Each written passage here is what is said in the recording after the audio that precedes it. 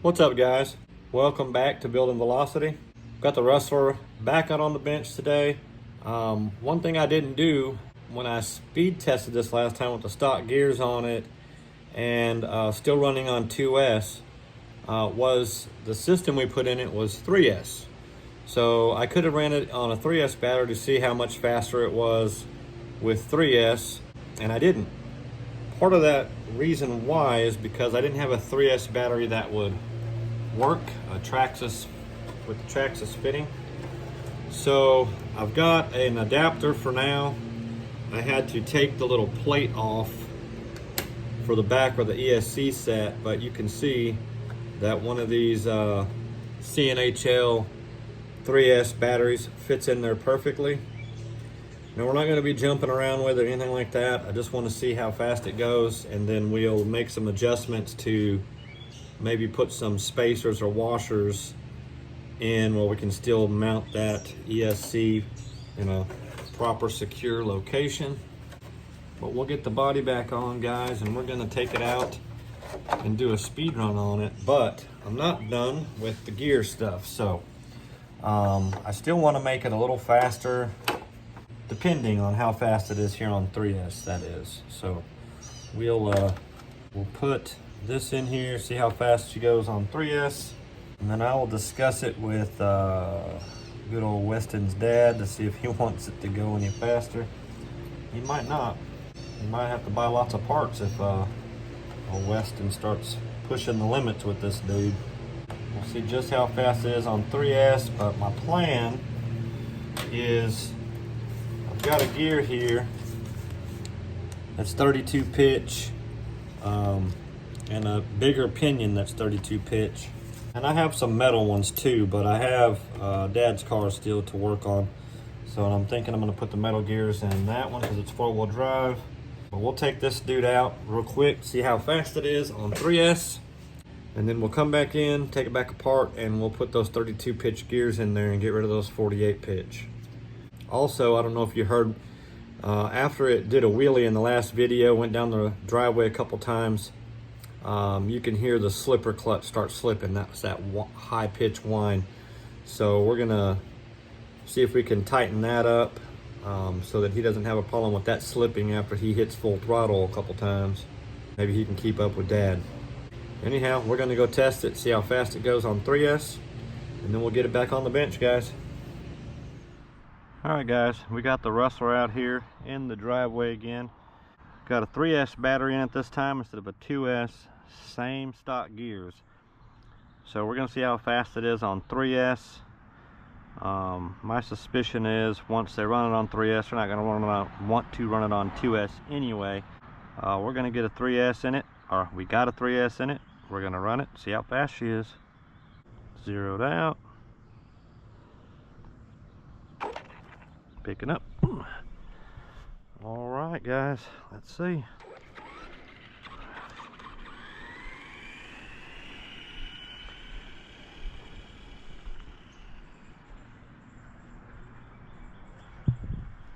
All right, here we go.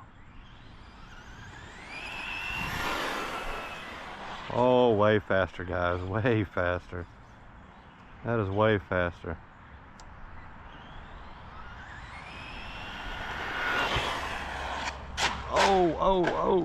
Oh. She flipped over that time. I tightened up that slipper clutch too, so she ought to ride a wheelie easy now. Oh yeah, it's violent.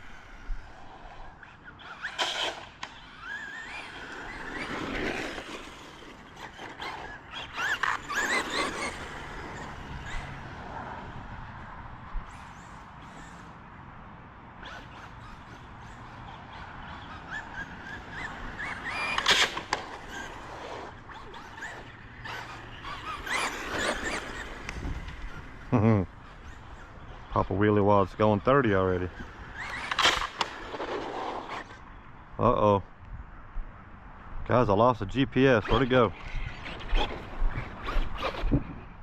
Alright, we're gonna have to search for it with the phone.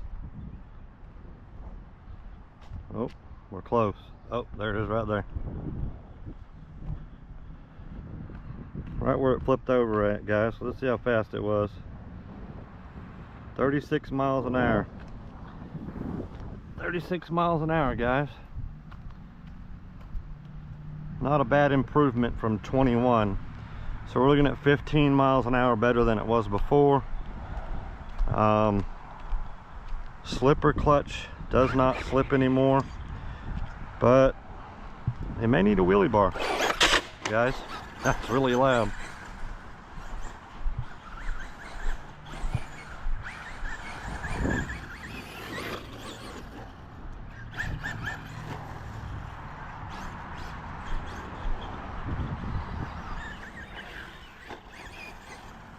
Definitely jumps way better, way different now.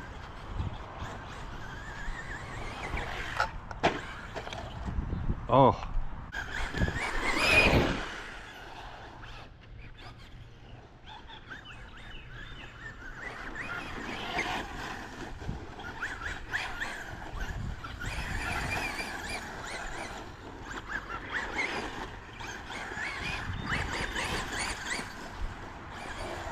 Oh, Weston, I'm gonna have to stiffen up your suspension, buddy.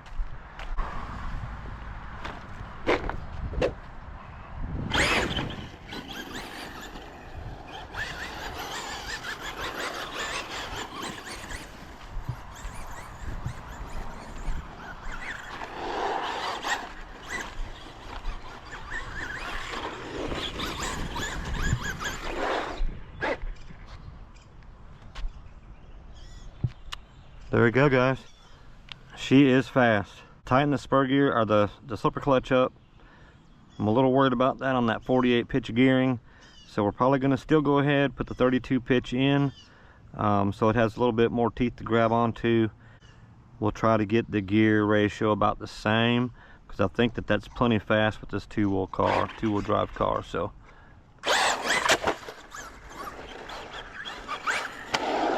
alright, guys, now that we're back from the run, I got the Rustler on the bench. We still need to do some work on the shocks. I've done some modifications to get this 3S battery to fit. As you can see, it fits nicely in the tray. What I've done is I've just put some spacers in back here in the back underneath the tray to hold the ESC, so it's a little taller and the battery will fit underneath it. Got the super RC tape here, and we're gonna stick this dude down. So with the speed we got, I'm thinking that we may not want to make it go any faster, but I'm not sure yet. I'm gonna have to think on it a bit. What I'm thinking about doing, guys, is switching this Traxxas controller out for a Arma one. So we all know that the Traxxas controller is old. It has one thing on it, and that's just the steering trim. That's the only thing you can adjust on a Traxxas TQ remote. So if I were to switch them out to, say, an Arma, or even one of the Arlarlo extra ones I've got laying around, guys, he'd have, or even his dad would have, the ability to turn it down to 50%. He would be able to adjust steering trim, throttle trim, you know, the Expo, all that stuff. So leave me your thoughts in the comments, guys. What do you think I should do?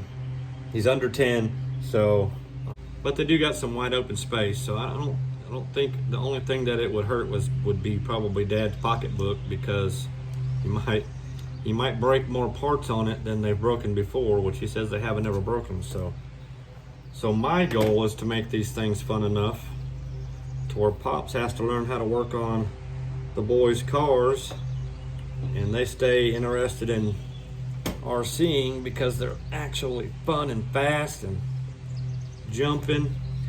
Now, I've never had one of these dudes, but I was noticing just jumping it across the driveway that it is pretty tail heavy, right? So because you got all electronics, the gearing, the gearbox, the motor, everything in the back. So when it jumps, it tends to land on its back wheels up high. If any of you got any ideas on how I can transfer some weight to the front efficiently, let me know that down in the comments. I think it'll be a lot more fun for him to drive and jump and things like that if it had a little bit more weight bias towards the front. I am gonna also change the connector out. Right now I've just got a Traxxas to EC5 adapter on it. I also wasn't able to get the battery hold down in the front tall enough because these aren't long enough. So what I'm probably gonna do is just put a slit here and a Velcro strap for the front. That way the battery is held down and it's nice and tight in there. But this is all good now. Only thing left to do, guys, is either put the 32 pitch conversion in there. I know the slipper clutch is slipping right now. We'll take the cover off, see if we can tighten that down, but I think we're gonna still try to get 32 pitch gears in there. Now I don't think he has the adjustable motor mount back here, but I do have one in my Slash that I'd be willing to let the boy have so that we can adjust it and make some better choices on our pinion gear selection as well as spur gear. So we'll come to that later. Like I said, I got some time before I've got to we're gonna meet down in Florida at the beach. Hopefully I'll have some paddles on this dude, guys. So that's my goal, is to get some paddles on here and let him have some really good fun at the beach with this dude. So, all right, guys. Well, that's gonna wrap up part 2 of our Rustler rebuild. Part 3, guys, we're gonna get the strap put in. Looks like I got his antenna deal popped off here, so I'm gonna have to fix that. We're gonna get the 32 pitch gears put in this guy, and hopefully get it. I'd like to get it just over 40 miles an hour, somewhere in the low to mid 40s. I think that will be a pretty good sweet spot for him. Get that battery locked down. And one thing I did notice while the car was kind of sitting cattywampus is this spring over here is missing the bottom piece that holds the spring. So it got knocked out at some point when they were rough housing. I have another one on my Slash that I'm going to take off and put on here for him. And then we'll get the shocks off, tuned up, and then it'll pretty much be done. We'll just have to clean it up. I do want to address the chrome wheels. Not a fan. Y'all let me know in the comments what you think about it. But I think I can de-chrome them and probably put a paint job on them that looks a little nicer with the body. But anyhow, guys, this is like I said, the end of part 2 of Weston's rebuild. I'm liking it, guys. She's scoots now. Guys, if you're subscribed, thank you very much. If you're not, hit that subscribe button down below. Leave us a comment, leave us a like. Check those links down there, guys, if you want to support the channel. As always, I appreciate you watching. Y'all have an awesome day, and we'll see you in the next one.